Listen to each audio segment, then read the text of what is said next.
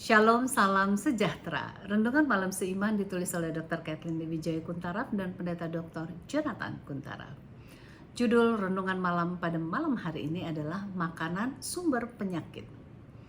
Jika kamu sungguh-sungguh mendengarkan suara Tuhan Allahmu dan melakukan apa yang benar di matanya, dan memasang telingamu kepada perintah-perintahnya dan tetap mengikuti segala ketetapannya, maka aku tidak akan menimpakan kepadamu penyakit manapun yang telah kutimpakan kepada orang Mesir, sebab aku Tuhanlah yang menyembuhkan engkau.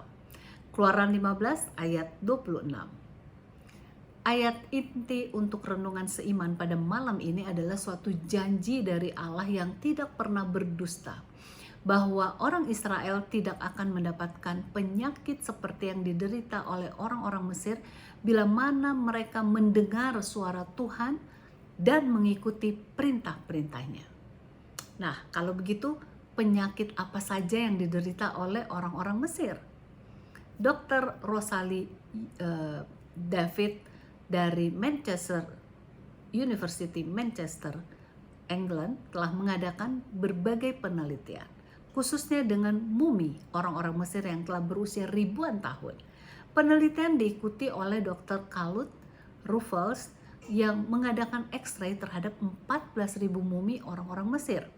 Setelah mengadakan penelitian tersebut, mereka menarik kesimpulan bahwa orang-orang Mesir zaman tempo dulu telah mati oleh karena penyakit jantung, kanker, artritis, obesitas, tekanan darah tinggi, rematik, dan penyakit kelamin. Kalau begitu penyakit yang diderita orang-orang Mesir zaman dahulu adalah penyakit yang sama yang diderita oleh manusia di zaman modern ini. Nah, apakah yang menyebabkan orang-orang Mesir menderita berbagai penyakit tersebut? Sebab mereka mempunyai makanan yang berbeda dibandingkan dengan orang Israel. Misalnya orang Israel menuruti perintah Musa yang tertulis dalam Imamat 11 ayat 7. Demikian juga babi, karena memang berkuku belah, yaitu kukunya bersela panjang, tetapi tidak memamah biak, haram itu bagimu.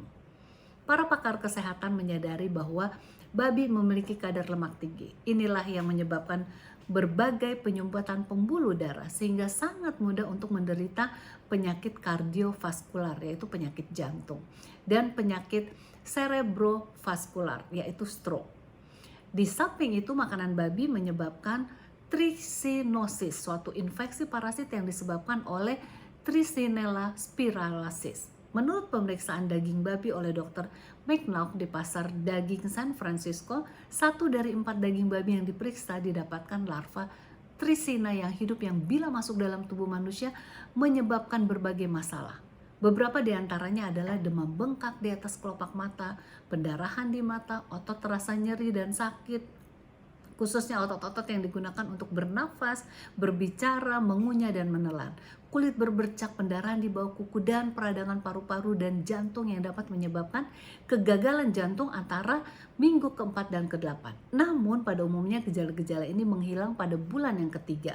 Tetapi nyeri otot dan perasaan capek dapat terus-menerus dirasakan sampai berbulan-bulan.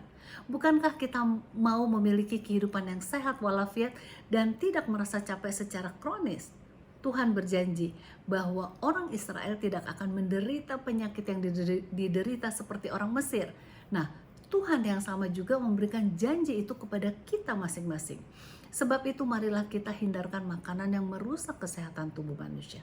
Makanlah makanan sehat, sehingga dengan tubuh yang sehat kita bisa hidup lebih lama dan memberikan kemuliaan bagi nama Tuhan. Kiranya Tuhan memberkati kita semua.